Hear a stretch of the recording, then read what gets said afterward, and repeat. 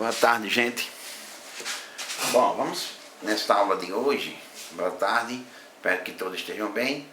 Essa aula de hoje a gente vai falar precisamente sobre limite e continuidade. Seria a aula de número 05. Pois bem, inicialmente vamos falar do limite, em seguida falar sobre continuidade. Ok? Pois bem, seja f uma função de ômega está contida em R2, há valores em R. A gente vai fazer em R2 porque o raciocínio é análogo em Rn. F uma função de ômega está contida em R2, há valores em R.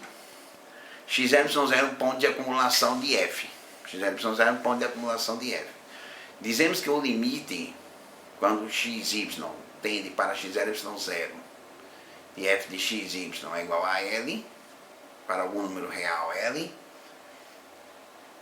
se dado um epsilon maior do que zero, existe um delta maior do que zero, de modo que toda vez que a distância de x a x0 fica menor do que delta, a distância de f de xy menos L fica menor que epsilon. Ou seja, a vizinhança de centro em x0, y0 e raio delta é mandada na reta, no intervalo aberto, né, na vizinhança de L, ou seja, no intervalo de centro em L e raio epsilon.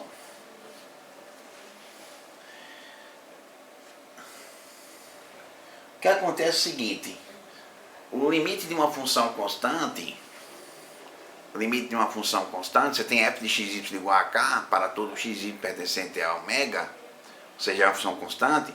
Então o limite quando xy tende a x0, de f de xy vai ser igual ao limite quando xy tende a x0 de k, que como é constante, isso aí é igual ao próprio k.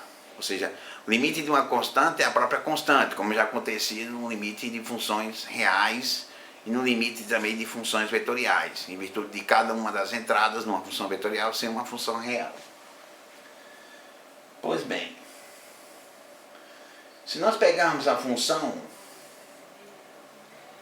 f de xy igual a x, então f de xy igual a x, embora f seja uma função de R2 em R, mas ela só depende da variável x. Então o limite quando xy tende a x0 de f de xy é igual ao limite quando x tende a 0, y tende a 0 de x, e esse limite é exatamente o valor de x no ponto x0, ou seja, x0, ok? Então o limite, se você tem uma função de duas variáveis, ela só depende de uma variável, no caso aqui é um polinômio, então o valor da função na vizinhança do ponto é igual ao valor da função do ponto, ou seja, o limite quando xy tende a x0 de f de xy é igual ao limite quando x0, y0 tende para quando xy tende para x0 de x, que é igual a x0,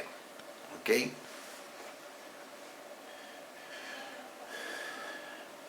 Agora o seguinte: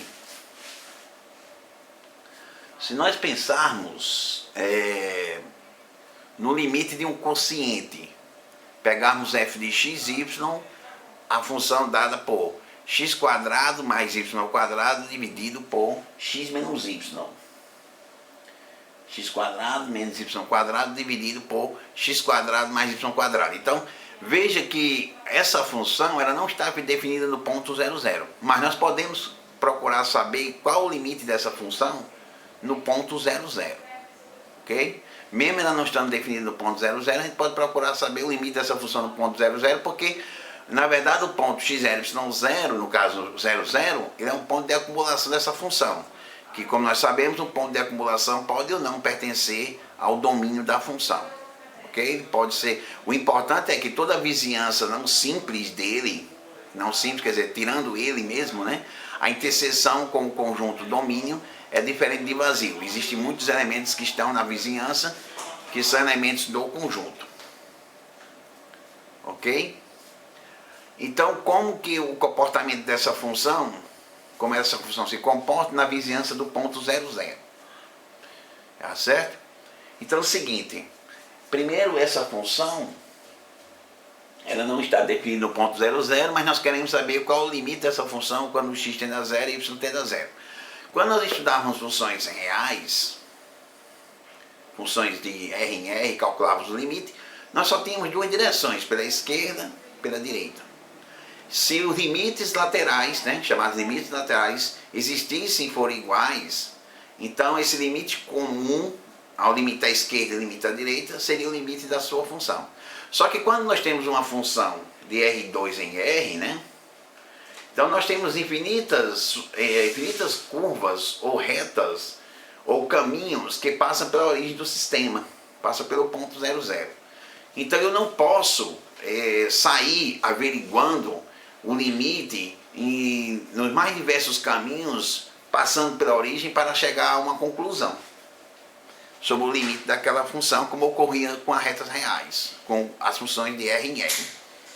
Então é preciso que a gente consigamos dois destinos, dois caminhos, né, passando pela origem, ou que tem a origem como ponto de acumulação, de modo que a gente perceba que esses limites por esses caminhos são distintos. Se nós conseguirmos dois caminhos, que pode ser retas, pode ser curvas, passando pela origem, cujos os limites nessas curvas ou nesses caminhos forem distintos, então a gente pode concluir que o limite não existe neste ponto. Então a gente pega um caminho do tipo T0 e um outro caminho do tipo 0t. Quando você pega um caminho do tipo T0, ou seja, alfa de t igual a T0, aí você tem t ao quadrado, y é 0, t ao quadrado menos 0 ao quadrado dá t ao quadrado, dividido por t ao quadrado mais 0 ao quadrado. Então t ao quadrado dividido por t ao quadrado vai dar 1. Por um lado, então quando você vem no caminho T0, ou seja, você está sobre o eixo X, certo? Quando você está sobre o eixo X, que são os pontos da forma T0, esse limite está dando 1. Quando t tende a 0, o limite de f de alfa de t, né, ter esse caminho, alfa de t é o caminho T0, que é a reta que corresponde ao eixo X, esse limite está dando 1. E se você pegar o eixo Y, que são caminhos do tipo 0t, e você calcula, você vai ter 0 ao quadrado menos t ao quadrado dividido por 0 ao quadrado mais t ao quadrado. Então fica t ao quadrado menos t ao quadrado dividido por t ao quadrado dá menos 1. Então, você pegou um caminho, a reta representando o eixo X, que é o caminho T0, e pegou outro caminho, que é a reta representando o eixo Y, que é o caminho da forma 0t, e esses limites foram distintos. Ou seja, por um lado você tem que a função vale 1 na vizinhança daquele ponto 0, 0, e por outro lado essa função vale menos 1 na vizinhança daquele ponto. Então, devido a esses caminhos, o limite ser distinto, nós podemos concluir que o limite não existe no ponto 0, 0. O limite dessa função não existe no ponto 0, 0. Ok? Pois bem, eu passei aqui um exercício que é o seguinte: como a gente falou de curvas, quer dizer, eu aferi o limite da função observando o valor da função em duas curvas. Uma curva representando o eixo X e uma outra curva representando o eixo Y. Ok? Aí eu calculei f de alfa de t, que é a curva passando pelo eixo X, e calculei f de beta de t, que é a curva que representa o eixo Y. E aí calculei o limite quando t tende a 0 de f de alfa de t, deu 1. E quando eu calculei o limite quando t tende a 0 de f de beta de t, deu menos 1. Então eu concluí daí que como esses limites são distintos, com a função f passando por caminhos distintos, então esse limite não existe. Agora, na verdade o resultado que a gente tem aqui é o seguinte, que se f é uma função, certo? E o limite dela vai para L, então o limite dela sobre qualquer curva passando por aquele ponto também, que tem aquele ponto como acumulação, esse limite também vai para L. Então, suponhamos que o limite, quando xy tende para x0, y0, de f de xy é L. E seja gama uma curva de R em R2 contínua no ponto T0 pertencente a I. Gama de T0 é o ponto x0, y0. E para T diferente de T0, nós temos que gama de T, que é x de T, y de T, é diferente de gama de T0, que é o ponto x0, y0. Gama de T, obviamente, pertence ao domínio da F. Então, eu peço para que você prove que o limite quando T tende a T0 de F de gama de T, isso aí é igual a L, que é o limite quando x tende a x0 e tende a y0 de F de xy. Então, se essa função, quando xy tende a x0 e y0 de f de xy tende para L, então o limite quando t tende a 0 de f de gama de t, onde gama de t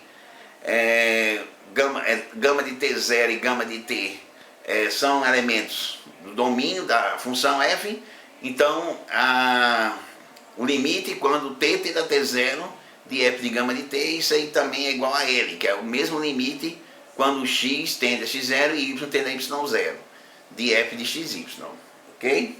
Deixa aí um exercício. Esse exercício é um exemplo do livro do Guido Risi, então vocês podem catalogar lá. Deixa eu ver aqui em que página isso realmente está.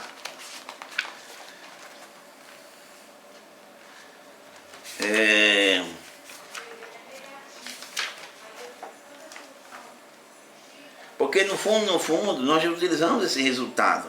Ele é o exemplo 4, que ele se encontra na página 749. Você lembra que meu livro ele é uma edição mais antiga, mas o exercício, o exemplo é o exemplo 4 da parte de limite, ok? Você pode ver o livro equivalente, o volume 2 mais novo. Esse exemplo aqui provavelmente está lá, porque foi sobre esse exemplo que a gente concluiu que aquela função não tinha limite, calculando o limite quando t tende a t0 de f aplicado em gama de t e f aplicado em beta de t. Então, recapitulando esse exercício, está dizendo o seguinte: se você tem uma curva passando pelo ponto x0, y0, e você sabe que o limite de uma função f de xy, quando xy tende a x0, y0 é igual a L, então o limite quando t tende a t0, certo? De f de gama de t, isso aí é f de gama, isso aí é L também, esse limite também é L.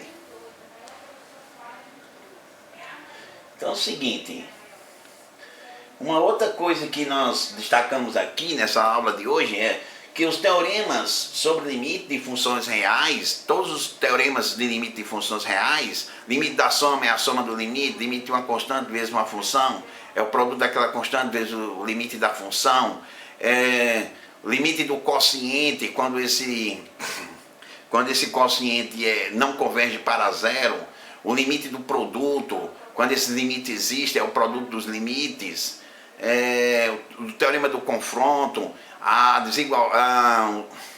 lei de conservação do sinal, todos esses resultados, eles permanecem sendo válidos para funções de R2 em R, na verdade para funções de Rn em R. Esses resultados você pode ver, eu mandei também no Zap uma foto da página 751 do meu livro, o livro do Guido Risi, volume 2, que é o livro que a gente está acompanhando aqui. Então, todos os resultados sabidos do cálculo 1 para funções reais, limite de funções reais, permanecem sendo válidos para limites de funções de R2 em R, na verdade de Rn em R. Ok?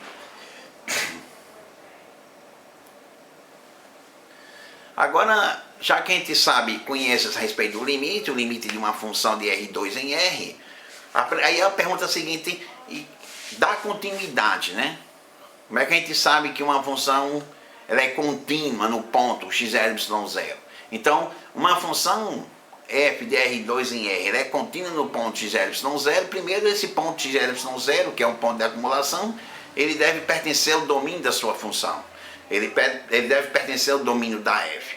Então, nós temos que obedecer o seguinte, que o limite quando xy tende a x0, y0 de f de xy, isso aí é igual a f no ponto x0, y0. Ou seja, o valor da função na vizinhança do ponto x0, y0 é igual ao valor da função do ponto x0, y0.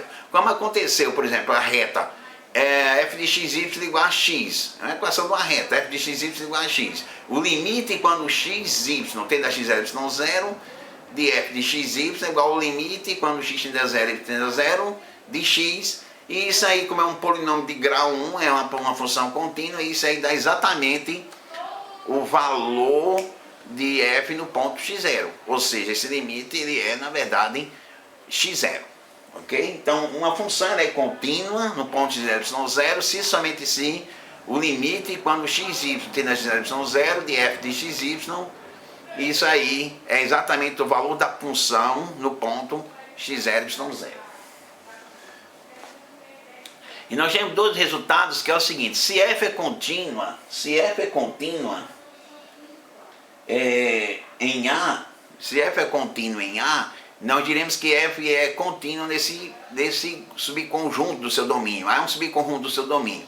E quando nós dizemos que f é contínua, então está dizendo que ela é contínua em todo ponto do seu domínio. Ok? As funções constantes, aquela função f de xy igual a k para todo xy pertencente a R2, ela é uma função contínua.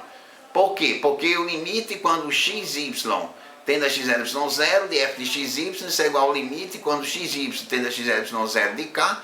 Isso é exatamente o valor de k, mas k quem é f no ponto x0, y0, por quê? Porque f de xy é igual a k para todo xy pertencente ao seu domínio, ou seja, é a função constante igual a k. Se nós pegarmos a função f de xy igual a x² menos y² sobre x² mais y², se xy é diferente de 0, 0, e f de xy é igual a 0, se xy é igual a 0, 0, a gente pode perguntar se essa função é contínua no ponto 0, 0. Ela é um quociente, né? É um quociente, x² menos y² dividido por x² mais y². Nós vimos, no exemplo anterior, que o limite dessa função não existe. Nós pegarmos o ponto T0, que são pontos passando pelo eixo x, e pegarmos pontos da forma 0t, que são pontos passando pelo eixo y, são a curva, o eixo x, e a curva, o eixo y, as retas, né? O eixo x e o eixo y. A gente viu que esse limite não existe no ponto 0, 0. Então, se esse limite não existe no ponto 0, 0, ela menos ainda será contínua no ponto 0, 0. Ok? Menos ainda será contínua, porque o limite não existe. Para ser contínua, é preciso que o limite, que o ponto pertence ao domínio da função, que no caso aqui ele pertence, porque no ponto 0, 0 essa função vale 0, fora de 0, 0 ela vale esse quociente, x² menos y² sobre x² mais y². Então ele pertence ao domínio, mas a função assume valores distintos na vizinhança do zero. Uma hora ele é 1, outra hora ele é menos 1.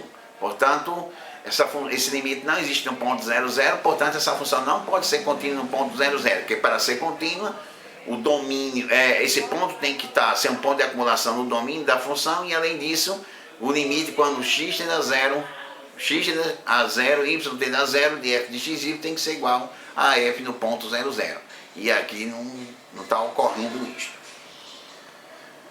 Agora, a gente coloca aqui o seguinte: se você tem uma f de ômega está contida em R2 a valores em R, e g, uma função de i em R, uma função escalar, de i está contida em R a valores em R, uma função escalar, cuja imagem da f está contida no domínio da g, para você ter sentido a composição. E se a f for contínua no ponto x0, y0 pertencente a ômega, e a função g for contínua na imagem do ponto x0, y0 por f, ou seja, a g é contínua em f de x0, y0, lembrando que o domínio da f está contido em i, portanto, se a f é contínua no ponto x0, y0 e a g é contínua na imagem de x0, y0 por f, ou seja, no ponto f de x0, y0, então a função h, que nada mais é do que g bola f, que é uma aplicação de ômega está contida em R2 a valores em R, definida por h de xy igual a g bola f de xy, que é igual a g de f de xy, ela será contínua no ponto será contínuo no ponto XY0. Lembre que essa aplicação H é uma aplicação de R2 em R, de ômega está contido em R2 a valores em R, ok? Que é a composição. Então esse exercício aqui, ele está dizendo para nós que se F é contínuo no ponto XY0 e G é contínuo no ponto F de XY0, a imagem da G está contida, a imagem da F está contida na imagem da G, então a composição da função H, que é G bola F, ela é contínua no ponto XY0, ok? Do mesmo modo, nós temos que, se você compõe uma função com uma curva, nesse caso você tem uma aplicação de R2 em R2 e você tem a seguinte leitura.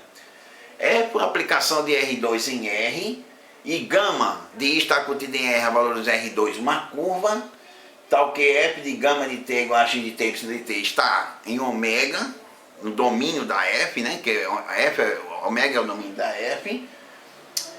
Se a gama for contínua no ponto T0 pertencente a I e F for contínuo na imagem de T0 por gama, ou seja, F é contínua em gama de T0, então a gente conclui que a função H, que é a composição F bola gama, que vai de I, está contida em R a valores em R, uma função escalar, definida por H de T igual a F bola gama de T, ou seja, F de gama de T, será contínua no ponto T0 pertencente a I. Então, se você tem uma composição de uma função escalar com uma função de R2 em R, se as funções são contínuas, então a composição é uma função contínua, a composição da forma como é possível ser feita.